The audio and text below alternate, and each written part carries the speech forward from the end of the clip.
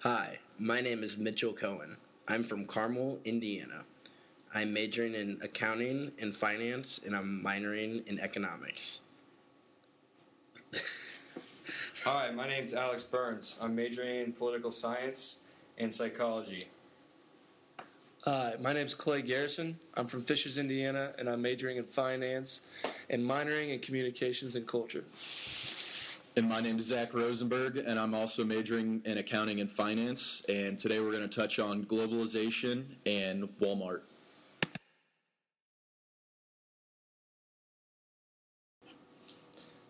The modern era of international economic systems can be broken down into three distinctive systems, which begin in the 1940s and extend through present day.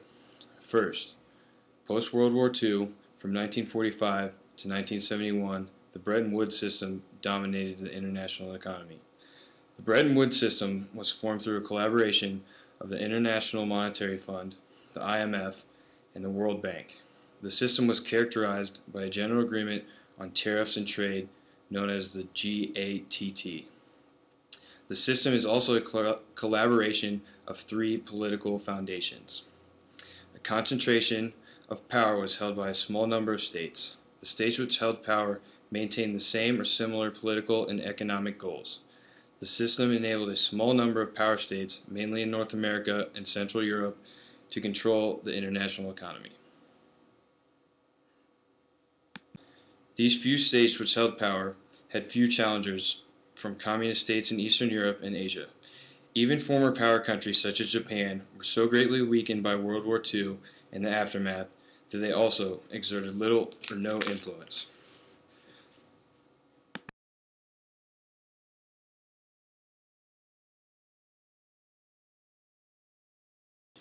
Interdependence. Throughout the Cold War era, the Bretton Woods system began to be replaced by a second system of interdependence, which began in the early 1970s. The new system was no longer characterized by superpower management, as in Bretton Woods, but became governed by what is known as collective management. The interdependent system was able to come into play due to a shift in key players and the global balance of power. New key players resulted from the breakup of the Soviet Union and emergence of power in China. This resulted in the restructuring of the international economic order. Due to tariff reductions and free trade groupings, including the European Economic Community, or EEC.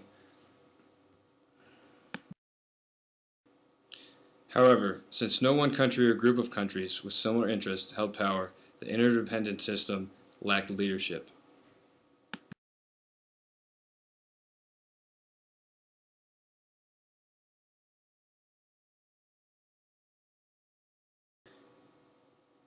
A solution was brought through collaboration of powers who met. An example of such an attempt is the Group of Seven meeting. The Group of Seven arrangement is reminiscent of the Bretton Woods system, other than the fact that new countries were introduced as key players.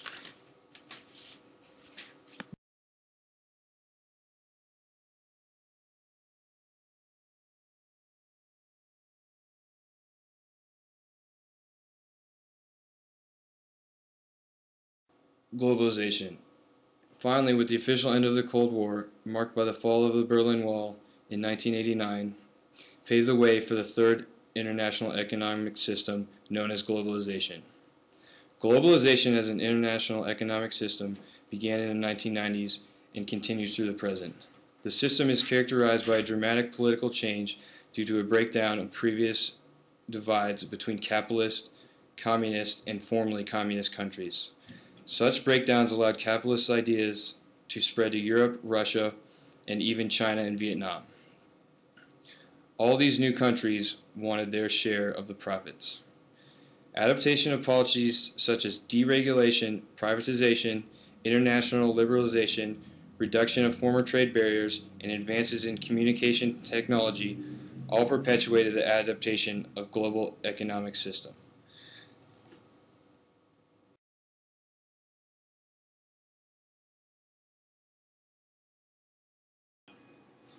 We're here with Brian Bates.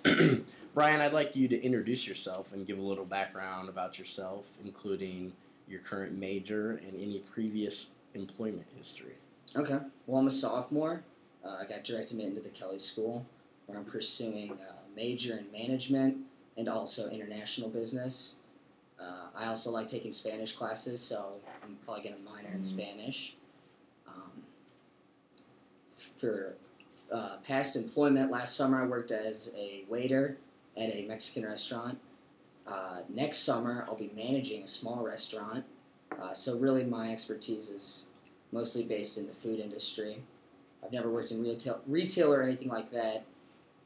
But I think the goal for me with my management and international business majors is to probably start out going into sales, entry-level sales associate for some corporation, and then hopefully work my way up to management from there. Excellent. Brian, how would you define globalization in your own words? For a company, globalization is when it moves from its country of origin and seeks to find new markets and opportunities in different parts of the world. Generally speaking, would you say globalization has a positive or negative connotation associated with it? I would say usually globalization has a positive connotation for it because it's expansion. It means that the company's growing, which is only better, I feel like, for the U.S. economy. If companies are expanding and doing well, then that means things are going good. Okay. What companies first come to your mind when you think about globalization? First one that probably comes into my head is definitely Nike, I would say, because I know that they outsource a lot of their manufacturing. And then for retail stores, well, there's Walmart. Retail stores like Walmart are starting to do more, I know, like in China and stuff. And then franchises like McDonald's and stuff have been known to be big globally. Excellent. You mentioned Walmart. How many times a month or week do you personally shop at Walmart? Me, I would say, for me, it's rare that I shop at Walmart, at least down here at school. Target's close and convenient, so that's where I go. But if I'm at home, I could definitely see myself going to Walmart more because it's definitely cheaper than I feel like any other retail store. If Walmart was as close as Target here in Bloomington, all things being equal, would you go to Walmart or Target? Probably go to Walmart, just because for the cheaper prices. For the prices. Okay. Talking about your employment history, how much did you make hourly on your summer job last summer? Well, paid by the hour, it's like $2 and change as a waiter, but then your tips get figured in. So averaging out the week, because weekends you're going to make more money on tips and everything like that. I could say average around ballpark at $12 an hour. $12 an hour. And yeah. You were full-time or part-time employee over the summer? That was part-time. I was probably working up to 30 hours a week, though. Okay, but as a part-time employee? It still is part-time. Right? Okay. Yeah. The average full-time employee at Walmart makes an hourly wage of $10.11, which is an average annual salary that is less than the federal poverty level for a family of four. Judging based on this statistic, and you were a part-time employee making $12 an hour, when the average employee full-time makes $10 an hour. Describe how that makes you feel. Is that fair? Do you think that's right? Or would we touch on that a little bit? I think it's fair because those people that chose to work at Walmart could have done the job that I was doing. It's not like it required any higher level of education or any other skill beyond that besides, being able to communicate with people. I think for most people they have choices where they want to work, and if Walmart is where they end up, they could change that if they wanted to. Okay. And I think that with the work that just the between what a Walmart worker's doing and what a server's doing, a server's pay is depending on how well they are. So it's kind of, I don't know, the way the wages, Walmart worker, he knows he's making X amount of dollars, so he doesn't have to try any harder. Whereas in my job, the harder you try and the more personal you try and be, then the better you will do to succeed. So incentive based on Because I'm sure that there were workers that weren't making around $12 an hour. They were making worse. Or there's some that could be making better than me. Right. Okay.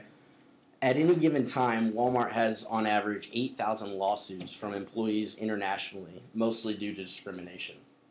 Throughout your previous work employment, whether it be at the Mexican restaurant in Blelos or any other workplace, have you ever witnessed firsthand, whether it be you or anyone else, any sort of discrimination at your workplace? Well, from having worked in the restaurant this summer, I think I've definitely noticed how management chooses to treat some employees in one way and will treat its other employees the other way.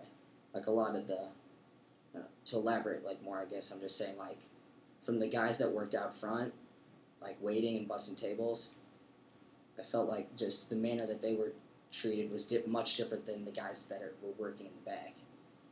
Is there a difference in educational level and or any other demographic between the guys that work in front and the Most guys of that the work in I back? felt like most people that work up front were white, Caucasian, and I feel like a lot of the guys that worked in the back were Mexican. Most of them probably immigrants. So I would say it wasn't really like sexual discrimination. I'd say it's more racial discrimination. Racial. Yeah. At the workplace, would you ever hear any racial slurs or any other sort of discrimination in terms of vocal or more of management styles and how they choose to delegate work? I never heard any negative slurs for managers, but I think the way that they treated it and asked for and demanded things was a lot different than the way they treated the employees at the front of the house than in the back. So you guys kind of had... And I don't know if that's just because they feel like the people in the back like wouldn't do anything about it, or they couldn't. I don't know. Okay, interesting. Or maybe they know that they just needed the job that bad, and they would take. If you had to describe Walmart to a friend or colleague, how would you describe it? I would say it's low. It's got lower prices than everyone. And I describe it as a super center, definitely. It's not like a store. I don't think anything's like that easy to like find once you get in Walmart too. But I feel like with Walmart, it's super center, lower prices, and I'd also say it kills a lot of like employment opportunities for like the mom and pop places, because people come in and they decide, why would I go to Barney's drugstore to get this when I can go to Walmart and get it for $5 less at the end of the day. You as a consumer yourself, though, you would part with the side of lower costs. Right, yeah. Like I said earlier, yeah. If Walmart was closer, I would still probably go there. Okay. Just because it makes the most fiscal sense. Okay. So touching on that in a little bit more detail, there's several pros and cons of large multinational corporations such as Walmart. On one hand, they cause domestic employees to lose manufacturing jobs overseas, and they also poorly compensate their employees. But also on the other hand, these global corporations create efficiencies, and they also create low-cost opportunities for consumers. If you had to pick one side, which side do you feel is right, and why? I'm going to have to side with the fact that they're out there cutting inefficiencies, because in the end, Walmart's a business, and like any business, they're going to want to do something as cheap as they can. Yeah, that might mean it hurts, domestic, would you say, employment, but I think still